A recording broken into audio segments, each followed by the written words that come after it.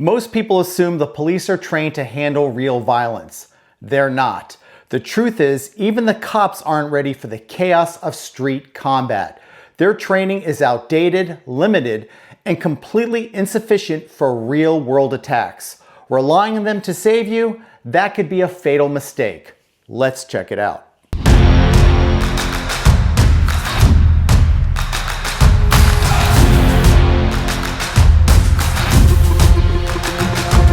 Today, I've got an exclusive interview with Tommy, a retired DEA agent who's been face-to-face with real-world violence. He's seen it all, and he's sharing hard-earned insights on self-defense, street survival, gaps in police training, and the increasing threat of large-scale attacks here in the United States, something he believes is very possible. And for those of you who don't know my background, I'm a federal law enforcement master instructor who has trained law enforcement throughout my career.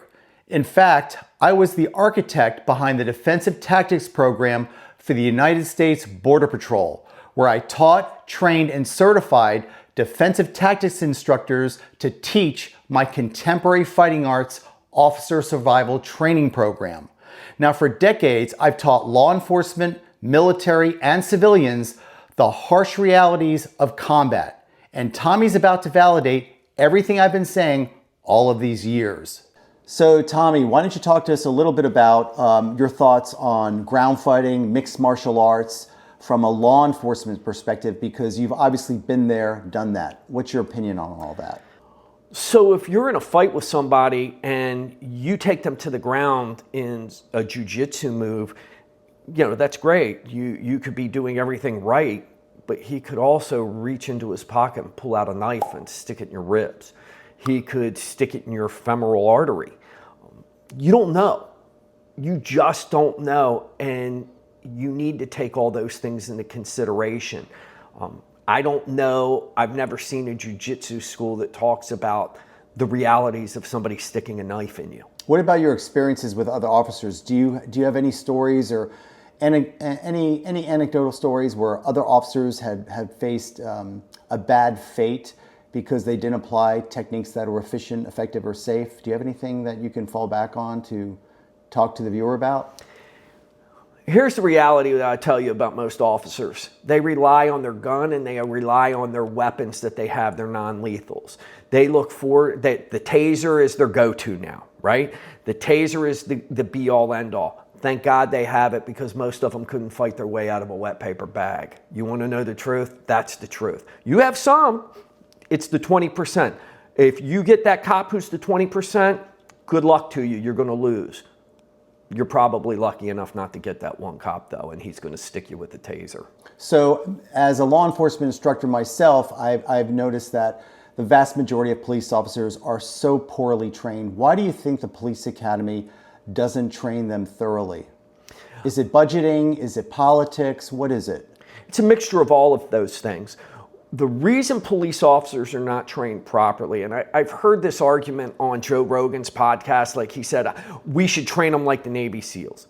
It's impossible. There's not a police chief in the country who would do that. Anyone who says that, any chief who says that, they're lying. Let me give you that first. They're lying. What they're worried about is their budget. They're not worried about officers' lives. The other reason you can't train police officers like Navy SEALs and Delta Force and whoever else is they don't have the time. You're working shifts. It's not like you work a week shift and then you have a week of training. You would have such a huge police force if in an effort to do that. Oh, I forgot to tell you, you got to go to court too when you arrest somebody or you write a ticket. So all these different things make that next to impossible. And police work no different than private society, okay? Corporations don't think about security till they're losing money. Police departments don't think about safety until they lose an officer.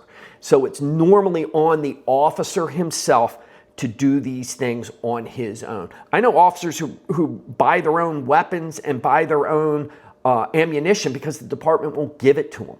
So that's just things you have to realize in this world we live in when they say police officers should be this, police officers should be that. they're not. And the reason they're not is because there's no way to do it. The other thing is if a police department will only allot an amount of time, and so if you get 40 hours of training, that means you don't get 45. You only get 40, okay? Because that is the bare minimum that the certification required, okay? That's what they do. They do the bare minimum, always. Police departments are not worried about anything other than that. You may only qualify, police officers may only qualify with their weapon once a year, twice a year if you're lucky, okay? That's why cops get very nervous when they say, oh, this person's not a great shot. Well, they haven't been trained to be a great shot. They've never been given the opportunity to go to the range on a consistent basis. Police officers who do, it's because they take it upon themselves. Just like in self-defense, police officers who are good at arrests normally go to some sort of reality-based training, something along those lines to make themselves better. If you rely on only the police departments, the guys are going to fail because the police departments fail. So Tommy, why don't you address some of the many people who comment on our YouTube page about if they are attacked with a knife, they're simply going to pull out a gun. I'm referring to just regular citizens who actually have maybe a concealed carry permit and they think they're going to be able to draw their weapon and simply shoot a knife attacker. First of all, I would say that most police officers are not prepared for a violent, aggressive attack with a knife. Most citizens, the majority, 90% of you would be dead, okay? You're slow and you're ineffective with your firearm. You barely train. I don't think you know how fast a violent confrontation takes place. I was trained with a firearm, and one of the drills we used to do was at 7 yards, pull your gun, fire 1 round center mass in 1 second. I dare you to try it and see if you can do it. And that's without somebody bearing down on you with a knife. That's simply in training in a controlled environment. You're not prepared for what's coming, I'm telling you. It's worse than anything you can imagine. These violent attacks happen. That's why First Strike is such a beautiful program and why everybody should be dialed in on that. You have to strike first. I know my face is made for radio, but the reality is the reason I don't get punched in the face is because I hit first. Watch knife fights, go on YouTube, look at the prison knife fights. They're not pretty, okay? They don't look like what you guys think a fight looks like in Hollywood. It's much different. It's violent, it's ugly, and you're not going to see the knife. You're not going to see his buddy who comes from behind you. You're going to be so focused. You're going to do everything right from a mixed martial arts perspective. If you're a mixed martial arts fighter, you're going to be zeroed in on your guy. You're going to get ready to throw that punch. And as you're hitting him, there's a pipe that's going to hit you in the back of the head because you didn't see his friend. Or you're going to take him to the ground and you're going to hold him. That might work for him, but did somebody come and kick you in the back of the head? Are you dialed in on the reality aspects of some of this? I don't know. I think that's where mixed martial arts and all these other techniques fail to give you the tools you need. I think you need to think in a reality-based format so that you can be prepared. Those things are great, but you need the reality aspects of it. So you have a substantial background in knife fighting and knife defense training. Can you expand on that and also make a comparison to contemporary fighting arts? Yeah, I was fortunate enough to have DEA send me to a variety of different knife fighting schools and train with a variety of instructors. They were all interesting. You would take something away from everybody, but I never found it to be comprehensive. I never found it to be, oh, this is the answer. Some of them had you standing with your knife standing to the rear, right? Like, so your knife hand is back when and your checking hand is in the front. I understood what they were saying, but I didn't know that it felt right or was natural. The other thing is they never talked about if you were unarmed and somebody pulled a knife on you, what you do. The only place I ever learned that was at Contemporary Fighting Arts. Nobody ever said, well, you're going to get a knife pulled on you, what do you do? Well, if you're close and you have a gun, they never address that. They would basically just say, do the best you can or try and pull your gun out. Nobody had a real answer. Contemporary Fighting Arts did.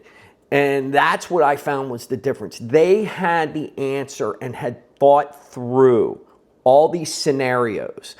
It wasn't just one scenario. This is my technique. This is what I do no matter what. It gave you options depending upon the situation. I think that's the difference between what Sammy teaches and what Contemporary Fighting Arts is. What's your perspective now with the state of the world as it is? You know, a lot of people have talked about the possibility of a, God forbid, October 7th attack in the United States. What are your views about that? Do you feel that this is a possibility that this could occur in the United States where individuals can be literally attacked like that? Do you find that difficult to believe or very possible? I think it's extremely likely. I think it's extremely likely for Western Europe. I think it's extremely likely for the United States to have an October 7th style attack. I think you need to be on your toes. I think you need to be aware. And if those attacks come... Like how would that go down though? So the intelligence, and there's a lot of intelligence out there, and people can look up for themselves and see that it's real. Okay, and it's not something I'm just spouting because I'm trying to fearmonger. Okay, there's plenty of people, and if you listen to this and you want to know who, I'll give Sammy a list of names that you all can go listen to and see that this is a real possibility. Okay, if it were to go down, and some of the planning that we've heard take place from these experts is that they could attack suburban areas. You could be going to the store. They could attack schools while you're dropping your kids off. So how do you react? Have you even mentally considered what you would do if you were dropping your child off at school and all of a sudden you heard shooting? What would you do? So Tommy, you're retired from the DEA. But in our numerous conversations, I get a very distinct impression that you're still very well connected to the intelligence community. Here's the thing. I work as a U.S. government contractor a lot of times. Sometimes I work privately for law firms. I work in a variety of different capacities depending upon who's willing to hire me.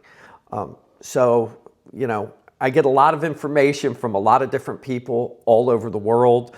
You know, some of my clients are in Lebanon, some of my clients are in Israel, some of my clients are in London, some are in Paris, some are in Central and South America. So I talk to a lot of people in a lot of places. So I get a pretty good feel for what's going on out in the world based on talking to these people and working for these people in some capacity. How would you rate their credibility? Very high. If there's one thing you should take away from this video, it's that the police do the best they can with the training they're given. But at the end of the day, your safety is your responsibility. You can't afford to rely on anyone else to protect you and your family when violence comes knocking. The harsh truth is that when it really matters, you are your own first responder. And if you're not trained, if you're not prepared, then you're gambling with your life. That's the reason I've dedicated my life to teaching real-world self-defense, because the world isn't getting any safer, and wishful thinking won't save you. If you want to train for reality, not fantasy, stick around. I've got more no-nonsense content coming that you won't find anywhere else. Thanks for watching, and I'll see you at the next video.